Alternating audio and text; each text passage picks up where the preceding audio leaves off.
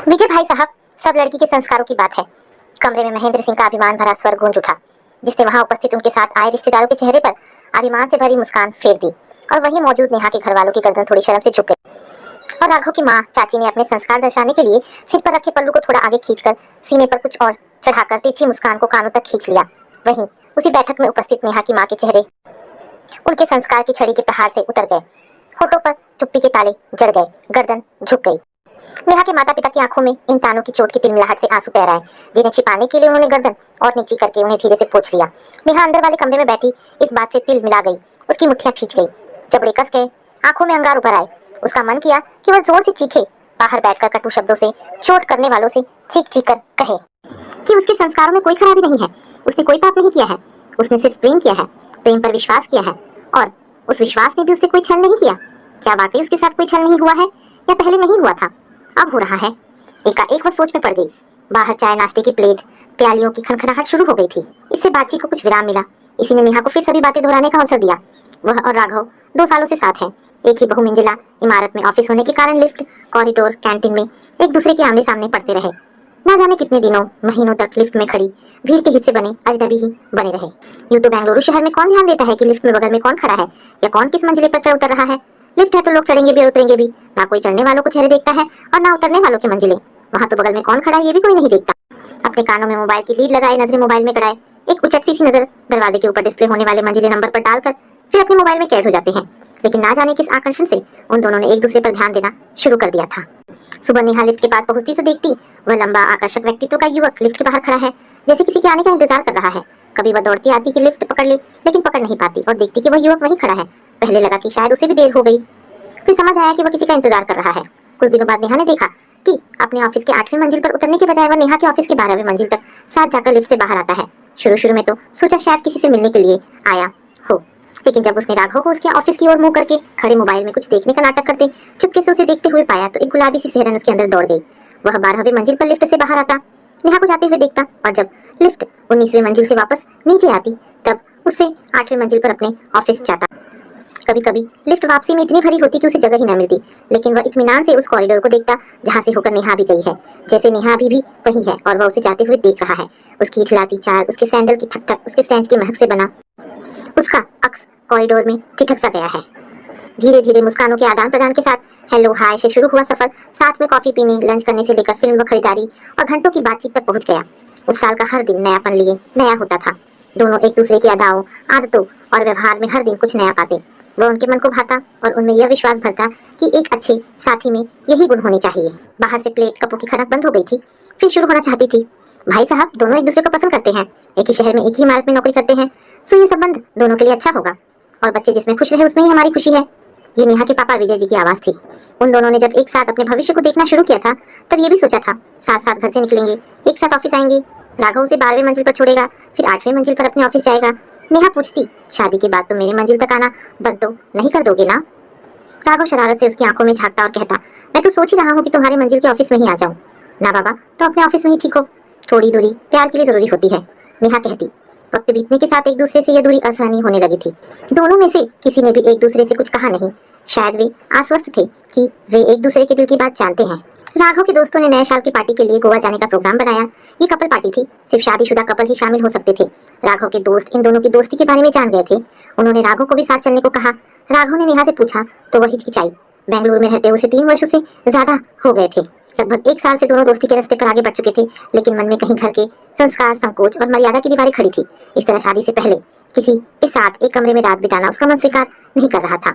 अभी तो उन लोगों ने एक दूसरे से ही खुलकर बात नहीं की थी, अपने घर वालों को भी कुछ नहीं बताया। अभी तो दोनों के सपने उनकी पलकों में ही मुंदे थे, जिन्हें खुद से खुलकर भी उन्होंने कभी नहीं देखा। नेहा ने राघव को समझाने की बहुत कोशिश की, उसे घर वालों के विश्वास और उनके मान सम्मान की दुहाई दी, समाज के नियमों से बंधी ऊंच नीच समझाई, लेकिन राघव पर तो जैसे भूत सवार था। वह हर हाल में इस नए साल की पार्टी में नेहा के साथ जाना चाहता था। दोस्तों के सामने पोजीशन का सवाल बन गई थी यह पार्टी उसके लिए। बहुत सारी बातचीत डिस्कशन के बाद भी जब नेहा नहीं मानी तब उसने अंतिम हथियार फेंका। तुम्हें मुझ पर विश्वास नहीं? अचानक हुए इस चोट से नेहा अचकचा गई, लेकिन उसके पास इसका कोई स्पष्ट जवाब न था। उसका दिल कहता कि राघव कतई गलत नहीं कर सकता, लेकिन दिमाग कहता यही सोचकर हजारों लाखों लड़कियां अपने प्रेमियों पर भरोसा करती हैं और धोखा खाती हैं। नेहा रोज न्यूज़पेपर, इंटरनेट पर ऐसे किस्से पढ़ती थी और आश्चर्य करती थी कि कैसी पढ़ी लिखी, नौकरी पेशा, शादीशुदा, बाल बच्चेदार लड़कियां, औरतें इस तरह आंखें बंद कर भरोसा करती हैं। आखिरकार नेहा को भी फैसला करना पड़ा। फैसला क्या करना पड़ा, बल्कि झुकना पड़ा।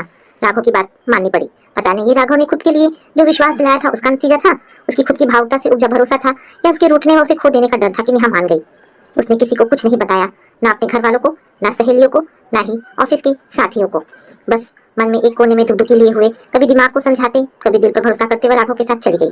गोवा के खूबसूरत बीच पर समंदर की लहरों के बीच पैरों के नीचे से फिसलती रेत से लड़खड़ाती नेहा राघव की मजबूत बाहों का सहारा पाकर खुद को एक अनोखी दुनिया में पा रही थी। अपनी कमर के इर्द गिर्द राघव की बाहों के साथ वे दोनों कब लो टाइड के साथ सागर के अंदर तक चले गए पता ही न चला। वे दोनों भी तो एक दूसरे में गहरे तक खोए थे। कितने घंटे बीत गए थे, बाकी लोग बाहर जा चुके थे, सभी अपने आप में खोए थे, तो उनके बारे में कौन सोचता। जब हाई टाइड की लहरों के थपोड़ों ने उन्हें चिताया, तब किनारे पर बने रेस्टोरेंट की दूरी देखकर उन दोनों को अपनी स्थिति का एहसास हुआ। किनारे पर कुछ लोगों ने आवाज लगाकर उन्हें आगाह किया। लहरें तेज होती जा रही थी, जो कुछ ही देर में सिर से ऊपर जाने लगी। नेहा को तैरना नहीं आता था, वो बुरी तरह घबरा गई, लेकिन राघव ने उसका हाथ नहीं छोड़ा। वह उसे अपने आगे किए तेज लहर पर तैरता रहा। उसने तेज लहरों के थपेड़े अपनी पीठ पर झेल लिए ताकि नेहा को उनसे चोट न लगे, वो उनसे घबराए ना। इस घटना ने नेहा का राघव पर विश्वास पुख्ता किया। सभी जोड़ों के लिए एक एक रूम बुक था, राघव और नेहा के लिए भी। हाई टाइड से घबराए उन दोनों ने तब इस बात पर ध्यान ही नहीं दिया। नहाकर तैयार होने तक वे क्या अनहोनी हो सकती थी, इसकी आशंका से कांपते एक दूसरे को तसल्ली देते रहे। दिन में खाना खाकर दोनों ही सो गए ताकि शाम की पार्टी के लिए तरोताजा रहे। न्यू ईयर की अगवानी करते और फिर खाते पीते एक दूसरे की बाहों में डांस करते करीब 2 बजे अपने कमरे में पहुंचे। गुड नाइट करने के पहले राघव के दोस्त ने आंखों से इशारा करते जब तिरछी चितवन से अपनी पत्नी को देखा तो नेहा और राघव बुरी तरह शर्मा गए। कमरे में आकर एक बार फिर नेहा का भरोसा डगमगा गया। वो पानी लाने के बहाने बाहर का एक चक्कर लगा आई जहाँ वह सो सके। वहाँ एक खुले हॉल के सिवाय कुछ नहीं था, जहाँ पार्टी का बचा खाना, ड्रिंक्स, प्लेट, गिलास, बैलून, रिबन यहाँ वहाँ लुढ़क रहे थे। कमरों के बीच एक कॉरिडोर था जो पीछे किचन में खुलता था और उसमें होटल के वेटर हो सकते थे। इससे ज्यादा सुरक्षित तो वो राघव के साथ कमरे में है, उसने सोचा और वो वापस कमरे में आ गई। तब तक राघव उसकी दुविधा समझकर कपड़े बदलकर चादर तान कर लेट गया था। नेहा को आया देख बोला, नेहा परेशान मत हो, विश्वास करो मेरा, दरवाजा बंद करो और सो जाओ। नेहा जब तक कपड़े बदलकर आई, राघव के खर्राटे कमरे में गूंज रहे थे। जो लड़की शादी के पहले किसी पराये लड़की के साथ एक कमरे में रात बिता सकती है, उसके संस्कारों के बारे में बात करना ही बेकार है। आप खुद ही सोचिए भाई साहब, क्या आप ऐसी किसी लड़की को अपने घर की बहू बनाना पसंद करेंगे? राघव के पापा की इस बात पर कमरे में सन्नाटा छा गया। नेहा को समझ नहीं आया कि उन्हें उसके और राघव के साथ बाहर जाने और एक कमरे में रुकने की बात आखिर पता कैसे चली। जरूर राघव ने ही बताया होगा, लेकिन क्यों? क्या वह भी ऐसा ही सोचता है? नए साल की पार्टी से आने के बाद नेहा पर एक अपराध बोध सा हावी होने लगा था। इस समय में ना जाने कितनी ही बार उसके मन में आशंकाओं ने सिर उठाया, न जाने कितनी बार अकेले में उसने राघव पर अपने भरोसे को टटोला। हालांकि दुनिया की नजरों में जो गलत था वो हो चुका था, लेकिन यह सिर्फ वह और राघव जानते थे कि ऐसा कुछ नहीं हुआ था। बंद दरवाजे के पीछे 2 जवान लोगों के बीच कुछ नहीं हुआ होगा का विश्वास किसी को दिलवाना कितना मुश्किल था। यह नेहा ने अगले दिन जाना जब सबकी आंखों एक उत्सुकता देखी, एक दबी छिपी मुस्कान जो एक चेहरे से दूसरे की आंखों तक और फिर अन्य चेहरों तक दौड़ती रही। इस मुस्कान में कुछ होने का जो विश्वास था उसे खारिज करना असंभव था। एक ने तो पूछ ही लिया, ये पहला मौका था या इसके पहले भी ऐसा हो चुका है? किसी ने पूछा कि क्या वाकई वे दोनों इस रिश्ते के लिए गंभीर है या सिर्फ टाइम पास है? नेहा के जवाब देने के पहले ही किसी ने कहा था कि आजकल तो ये सब कॉमन हो गया है। वैसे भी घर परिवार से दूर कुछ भी कर लो, किसी को क्या पता चलता है। सिर्फ एक रात में साथ के लोगों की नेहा की तरफ सोच इस कदर बदल जाएगी तो उसने सोचा ही नहीं था। बंद दरवाजे के पीछे का सच लोगों के लिए एक बड़ा झूठ था और उसे झुटला पाना असंभव था। राघव भी उसकी मनोस्थिति समझ रहा था। वो ये भी समझ रहा था कि उसने नेहा को उसकी बात मानने को मजबूर करके उसकी स्थिति बहुत खराब कर दी है। बेंगलुरु जैसे महानगर में जहाँ लोग बगल में रहने वाले की खबर नहीं रखते, जहाँ किसी को किसी से कोई मतलब नहीं होता, वहाँ भी लोग इस तरह सोचते हैं कि उसने कहाँ सोचा था। आश्चर्य ये था कि उन सबकी नजरों में नेहा की छवि बिगड़ थी। उसे किसी ने कुछ नहीं कहा था और इस बात ने न सिर्फ नेहा को बल्कि उसे भी आहत किया था। वापस आने के बाद नेहा बेहद खामोश हो गई। वो उसके साथ भी रहती तो चुपचाप उसके हाथों को थामे रहती। एक आशंका, एक अविश्वास उसकी आंखों में डगमगाता रहता। न्यू ईयर पार्टी के पहले वह जब तक राघव से आगे क्या करना है, कब कैसे करना है जैसी बातें करती थी, लेकिन अब उसका विश्वास इस कदर डावाडोल हो गया था कि वो भविष्य के बारे में कुछ कहने, बोलने, पूछने से कतराने लगी थी। राघव उसकी स्थिति समझ रहा था और जल्दी ही उसने अपने घर पर नेहा के बारे में बातचीत की थी। जिस दिन राघव ने उसे बताया था कि उसने मम्मी पापा को बता दिया है कि वो नेहा को पसंद करता है और उसी से शादी करेगा, नेहा की आंखें डबडबा आई थी। उस दिन वो बहुत दिनों बाद कुछ सामान्य महसूस कर रही थी। नेहा ने भी इसके बाद अपने माँ पापा को राघव के बारे में बताने में देर नहीं की। मम्मी पापा तो इस बात से ही खुश थे कि लड़की की बढ़िया नौकरी है और उसकी सहमति भी है। नेहा के मम्मी पापा एक बार राघव के घर जाकर बात भी कराए थे। जब तक वे वापस नहीं आए, राघव पर विश्वास और उसके आश्वस्त करने के बाद भी नेहा के दिल में दुखी लगी थी। मम्मी पापा को खुश देखकर उसे तसल्ली मिली थी। मम्मी ने बताया कि राघव ने उन्हें नेहा के बारे में बता दिया था। उसकी फोटो भी दिखाई थी। एक ही शहर में नौकरी होना भी एक अतिरिक्त योग्यता थी। नेहा के मम्मी पापा को घर वर दोनों ही अच्छे लगे थे। लड़के को नेहा खुद 2 वर्षों से जानती थी, इसलिए बहुत छानबीन की जरूरत न थी। उन्होंने परिवार देखभाल लिया था।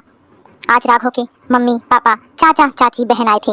यहाँ आना पूर्व नियोजित था, इसलिए नेहा भी छुट्टी लेकर आई थी। सभी बड़े उत्साहित थे। मान ही चुके थे कि बात लगभग पक्की है, बस औपचारिकता बाकी है। सामान्य अभिवादन, आवभगत, घर परिवार की हैसियत का आकलन कर चुकने के बाद राघव के चाचा ने घर से दूर नौकरी करने वाले आजकल के लड़के लड़कियों की दोस्ती, उनकी स्वतंत्रता और उच्च श्रृंखलता पर ज्ञान देना शुरू किया तो सभी हैरान रह गए। वे समझ नहीं पाए कि इस सुर का आरोह किस अवरोह को इंगित कर रहा है। नेहा के यहाँ नए साल की पार्टी के बाबत किसी को कुछ पता नहीं था, लेकिन अंदर कमरे में बैठी सब सुन रही नेहा का मन आशंका से कांप गया। हालांकि वह पशुपेश में थी और समझ नहीं पा रही थी कि यह बात राघव के अलावा कोई और नहीं बता सकता, लेकिन राघव ने यह बात आखिर बताई क्यों? क्या अब इस बात पर यह बात खत्म हो जाएगी? क्या वह भी इसी तरह सोचता है? क्या खुद पर विश्वास करने का उसका दावा थोथा था, सिर्फ खुद को तसल्ली दिलाने के लिए कि कोई लड़की उसके लिए कुछ भी कर सकती है? वहाँ वैसा कुछ हुआ नहीं, लेकिन उसे लेकर बाहर बातचीत में जो कुछ हो रहा है वह नेहा को आहत किया जा रहा था। मम्मी पापा भाई चाचा चाची बिना कुछ जाने समझे सब कुछ सुने जा रहे थे और अब यह जानकर हैरान थे कि उनकी बेटी शादी के पहले राघव के साथ बाहर गई थी। एक रात दोनों साथ रुके थे, एक कमरे में अकेले। नेहा ने तो उन्हें यह बात कभी नहीं बताई, लेकिन राघव ने अपने माता पिता को ऐसी बात क्यों बताई? नेहा के पापा की घिघियाई सी आवाज आ रही थी, जिसे सुनकर नेहा का खून खौल उठा। उसने पीछे आंगन में जाकर राघव को फोन लगाया। हेलो जाने मन, अब तो खुश हो ना? जल्दी हम तुम एक हो जाएंगे, फिर एक घर एक कमरा। राघव ने आवाज सुनते ही शरारत से कहा। इसलिए तुमने पहले ही नए साल की पार्टी में हमारे जाने और साथ में एक कमरे में रुकने की बात अपने घर वालों को बता दी, इसीलिए वे यहाँ मुझे मेरे माँ पापा के दिए संस्कारों पर सवाल उठा रहे हैं, उन्हें अपमानित कर रहे हैं। बात पूरी करते करते नेहा का स्वर रुआसा हो गया। तुम्हें मुझसे शादी नहीं करनी थी तो सीधे मुझसे कह देते। राघव, इस तरह मेरा और मेरे घर वालों का अपमान करने की क्या जरूरत थी? ये क्या कह रही हो नेहा? मैं ऐसा क्यों करूंगा? मैंने ये बात किसी को नहीं बताई, राघव ने आश्चर्य से कहा। इसके साथ ही ओ शिट की आवाज के साथ माथे पर हथेली ठोकने की आवाज आई। नेहा, मैंने कुछ नहीं बताया, लेकिन छोटी बहन रिया ने मेरे लैपटॉप पर न्यू ईयर की फोटो देखे थे, शायद उसने। Oh shit! अब राघव की आवाज में भी चिंता झलक आई। नेहा रुको, मैं पापा को फोन करता हूँ, उनसे बात करता हूँ, तुम फोन रखो। नहीं राघव, तुम भी फोन मत करो, वरना उन्हें एक और बहाना मिल जाएगा कि मैंने तुम्हारे कान भरे हैं। आज यहाँ जो भी होगा तुम्हें पता चल ही जाएगा। अब जो भी बात करना है अपने घर में करना। तुम्हारी लापरवाही ने मुझे मेरे घर वालों के सामने और मेरे घर वालों को तुम्हारे माता पिता के सामने बहुत अपमानित किया है राघव। पता नहीं अब मैं उनका सामना कैसे करूंगी। न्यू ईयर पार्टी में जाने की मेरी इच्छा नहीं थी, मैंने तुम्हारे जोर देने पर तुम पर भरोसा करके गलती की। अब पता नहीं क्या होगा। नेहा का स्वर रुंध गया, उसने फोन रख दिया। बाहर से आती आवाजें पिघले शीशे सी कानों में उतर रही थी। प्रतिवाद के स्वर ज्यों ज्यों मध्यम होते जा रहे थे, नेहा के सपनों की सांसें त्यों त्यों धीमी पड़ती जा रही थी। आखिरकार एक लंबी खामोशी के बाद मेहमान विदा हो गए। पूरे घर में पसरी खामोशी तनाव, अपमान, अपराध बोध के कारण ज्यादा बोझिल हो गई। नेहा के बारे में जो पता चला उसके बाद उसकी चुप्पी ने इस बात की पुष्टि कर दी थी। फिर कहने सुनने को कुछ शेष न था। अपने दिए संस्कारों को इस तरह हवा में उड़ा दिए जाने और उसके बाद अपने ही घर में इस तरह अपमानित किए जाने से आहत नेहा के मम्मी पापा के आंसू भी निःशब्द ही गिरे और नेहा की सिसकियां भी हौले से तकिए में समा गई। राघव के माता पिता लगभग विजयी भाव से घर लौटे थे। राघव बेंगलोर में ही था, उसे अभी तक कुछ बताया नहीं था, लेकिन उन्हें पूरा विश्वास था कि वह उनके तर्कों और फैसले का समर्थन करेगा। उन्होंने उसे एक ऐसी लड़की से शादी करने से बचा लिया जिसमें कोई संस्कार नहीं है, जो शादी से पहले किसी के साथ एक कमरे में रह सकती है। उसके चरित्र के बारे में क्या ही कहा जाए। राघव ने बेचैनी से नेहा को कई बार कॉल किया, लेकिन उसने फोन नहीं उठाया और कुछ देर बाद फोन स्विच ऑफ हो गया। उसकी आंखों में नेहा का इनकार, लोगों की नजरों का उपहास और उससे बेचैन नेहा की आंखें घूम गई। उसी ने जबरदस्ती की, उसी ने उसे मनाया, उसी ने इतना भावनात्मक दबाव डाला कि ना चाहते हुए भी नेहा को हाँ कहना पड़ा। वो जानती थी कि अगर किसी को इस बारे में पता चलेगा तो उसी को गलत समझा जाएगा। वो जानती थी कि दुनिया की सोच क्या है और किसी का प्रेम या विश्वास उसे बदल नहीं सकते। भूल तो उससे भी हुई, वह इस बात को राज नहीं रख पाया। ये रिया की बच्ची भी ना, वह भी तो उसी समाज की, उसी सोच से पीड़ित है। इस कदर पीड़ित की लड़की होकर एक लड़की के चरित्र के निशाने पर लगा रही है। यह भी नहीं समझ पाई वह क्या करे, वो कैसे इस बिगड़ी बल्कि खत्म हो चुकी बात को संवारे। राघव का मन काम में नहीं लगा, उसके कानों में नेहा के शब्द गूंजने लगे। इसलिए यहाँ तुम मुझ पर मेरे माता पिता द्वारा दिए संस्कारों पर सवाल उठा रहे हैं? संस्कार संस्कार संस्कार! राघव के कानों में यह शब्द हथौड़ी की तरह पड़ने लगा। क्या है ये संस्कार? क्या किसी लड़की पर बिना कुछ जाने समझे लांछन लगाना संस्कार है? क्या किसी को उसके ही घर जाकर अपमानित करना संस्कार है? क्या अपने बालिग बच्चों की खुशियों भावनाओं को अपने अहंकार की खातिर यूं कुचल देना ही संस्कार है? सिर्फ एक बात की, नेहा एक रात मेरे साथ एक कमरे में सोई तो वह संस्कारहीन हो गई, लेकिन उसके साथ तो मैं भी था उसी कमरे में, फिर मैं संस्कारहीन क्यों नहीं? नेहा को विवश तो मैंने किया था, फिर अपमान उसके अकेले का क्यों? नहीं नेहा, मैं तुम्हें मुझ पर भरोसा करने की ऐसी सजा नहीं झेलने दूंगा। मैं इसी संस्कार में से कोई रास्ता खोज निकालूंगा। राघव ने मन ही मन तय कर लिया। रात लगभग 9 बजे राघव ने घर पर फोन लगाया। घर पर सभी लोग आपस में विचार करके तय कर चुके थे कि राघव से क्या कहना है, कैसे समझाना है और कैसे विश्वास दिलाना है कि उन्होंने जो किया है वह ठीक किया है, उसके भले के लिए किया है। और ये तो अच्छा हुआ कि उन्हें सही समय पर पता चल गया कि नेहा संस्कारी लड़की नहीं है और ऐसी लड़की ना तो राघव के लिए ठीक है और ना ही घर की बहू बन सकती है। हेलो पापा, कैसे हैं? हाँ बेटा अच्छे हैं, तुम कैसे हो? ठीक हो पापा। आप लोग आज नेहा के घर गए थे ना, क्या हुआ? हाँ ठीक ही रहा, तुम्हारी बात नहीं हुई नेहा से? राघव के पापा ने टटोलना चाहा कि आखिर उनके बारे में इस संस्कारहीन लड़की ने क्या क्या जहर भरा है। नहीं पापा, आज तो सुबह से लगातार मीटिंग थी, टाइम ही नहीं मिला। शाम को फोन लगाया था लेकिन उसका फोन बंद आ रहा है। क्या हुआ, सब ठीक तो है ना? क्या बात हुई आप लोगों की? राघव ने अनजान बनते हुए पूछा। वह उन्हीं के मुंह से सब सुनना चाहता था ताकि नेहा पर अब और कोई लांछन न लगे। वो बेटा तुमने बताया नहीं कि तुम और नेहा नए साल पर बाहर गए थे, वहाँ एक कमरे में रुके थे। देखो बेटा, तुम लोग मिले, एक दूसरे को पसंद किया, आपस में बातचीत की, घूमे फिरे, वहाँ तक तो ठीक था, लेकिन इस तरह शादी से पहले एक साथ एक कमरे में रात गुजारना हमारे संस्कारों को हजम नहीं होता। कोई भी संस्कारी लड़की किसी लड़के का इस तरह का प्रस्ताव सुनते ही मना कर देगी। हो सकता है तुमने उसे कहा होगा, लेकिन वह तो लड़की है। उसके माता पिता ने उसे समाज के चाल चलन, ऊंच नीच, मान मर्यादा कुछ भी नहीं सिखाई जो उसने ऐसी बात मान ली। बेटा, ऐसी लड़की शादी के बाद तुम्हारे प्रति वफादार ही होगी, इसका क्या भरोसा। तुमने तो हमें बताया नहीं, वह तो भला बड़ा होकर रिया ने जाने के समय यह बात हमें बताई, वरना हम तो बात पक्की ही करके आने वाले थे। देखो बेटा, तुम्हें बुरा लग रहा होगा, लेकिन हमारा अनुभव कहता है कि नेहा तुम्हारे लिए ठीक नहीं है। उसके संस्कार अच्छे नहीं है। महेंद्र जी एक सांस में बिना रुके सब कह गए। मानो उन्हें डर था कि कहीं बीच में रुकने पर राघव प्रतिवाद न कर बैठे और उनकी बात अधूरी रह जाए। वे अपनी तरफ से इस रिश्ते को खत्म कर चुके थे। इसे खत्म करने के लिए जितने तीर नश्तर चलाने जरूरी थे वे चला चुके थे, और अब पलटना संभव नहीं था। वे बिना कटु हुए भी तीखी बात कहकर नेहा व उसके घर वालों का अपमान कर चुके थे, क्योंकि अपनी सोच के अनुसार वे सही थे। पापा, आपके संस्कारों की बात ठीक है, लेकिन आपने तो मुझ पर, मेरे संस्कारों पर ही प्रश्न चिन्ह लगा दिया। नेहा को कटघरे में खड़े करते करते आपने मुझे अपराधी बना दिया, राघव ने धीमे और दुखी स्वर में कहा। ये सुनकर महेंद्र जी अचकचा गए। उन्हें तो राघव के भड़क जाने की, नेहा की पैरवी करते उनसे ऊंच नीच कह जाने की आशंका थी। वे हर संभावित प्रश्न का जवाब तैयार किए बैठे थे, लेकिन राघव ने तो कुछ अलग ही सुर पकड़ लिया था। वे कुछ देर खामोश सोचते रहे, अपने कहे हर शब्द पर नजर डाली, लेकिन उन्हें समझ नहीं आया कि उन्होंने कहा और कैसे राघव को दोषी बनाया। उसके संस्कारों की तो कोई बात ही नहीं हुई, कहीं नेहा ने तो उल्टा सीधा नहीं भड़काया है उसे। एक आशंका ने फिर जन्म लिया। तुम्हें अपराधी कैसे? मैं कुछ समझा नहीं। नेहा ने तुमसे कुछ कहा क्या? आशंका फिर से उठाने लगी। नेहा ने कुछ नहीं कहा पापा, उसका फोन बंद है, उससे तो बात भी नहीं हुई। ये बात सही है कि न्यू ईयर पार्टी में हम दोनों बाहर गए थे, वह कपल पार्टी थी। नेहा इसके लिए तैयार न थी, लेकिन मैंने उस पर दबाव बनाया, उसे विश्वास दिलाया कि हम साथ जाएंगे, साथ में एक रूम में रुकेंगे। लेकिन वह मुझ पर विश्वास करे कि मैं मर्यादा की सीमा नहीं लांघूंगा। हम कोई ऐसा काम नहीं करेंगे जिससे हम दोनों को या हमारे परिवार को शर्मिंदा होना पड़े। वह बहुत मुश्किल से साथ जाने को राजी हुई थी पापा। उसने हमारे प्यार पर विश्वास किया, उसने मुझ पर विश्वास किया, मेरे व्यवहार आचरण पर विश्वास किया, मुझे मिले संस्कारों पर विश्वास किया पापा। लेकिन आपने आपने ना अपने बेटे पर विश्वास किया, ना खुद के दिए संस्कारों पर। आपने वहां नेहा के चरित्र पर उंगली नहीं उठाई, आपने अपने बेटे पर उंगली उठाई, उसके चरित्र पर प्रश्न चिन्ह लगाया। आपने बता दिया कि आप इस बात पर विश्वास करते हैं कि आपके बेटे के साथ कोई लड़की सुरक्षित रह ही नहीं सकती। आपने अपने बेटे को नेहा का दोषी बना दिया पापा। आप खुद अपना अपमान कराए। एक बार तो सोचा होता पापा कि आपके बेटे पर कोई लड़की भरोसा कर रही है, उसके साथ कहीं जाने को, उसके साथ रुकने को तैयार हुई है। यह आपके बेटे के लिए, उसके संस्कारों के लिए कितनी बड़ी और महत्वपूर्ण बात है। आपने बस एक बात याद रखी कि नेहा मेरे साथ थी, ये भूल गए कि मैं नेहा के साथ था। एक बार मुझसे पूछ तो लेते, कुछ कहने से पहले मुझसे फोन पर बात कर लेते। रिया तो बच्ची है, उससे क्या समझदारी की उम्मीद करूं। लेकिन आप पापा, आप तो समझते। कहते कहते राघव का स्वर रुआसा हो गया। ठीक है पापा, रखता हूँ, नमस्ते, कहकर उसने फोन रख दिया। हैरान थे वे अपने अनुभव और ज्ञान पर। उनका अभिमान चकनाचूर हो गया। अपनी कही बात को इस नए आयाम से देखते हुए उन्हें इसकी गंभीरता समझ आई, और अब खुद के द्वारा खुद का और अपने बेटे का अपमान उन्हें सालने लगा। बेटे ने बेहद धीमे से उन्हें आईना दिखाया था। अपने उच्च संस्कारों के गर्व ने अब उनके गाल पर तमाचा मारा था, और अब जो जो वे उसकी कही बातों के बारे में सोच रहे थे, उस तमाचे की गूंज और चोट तेज होती जा रही थी।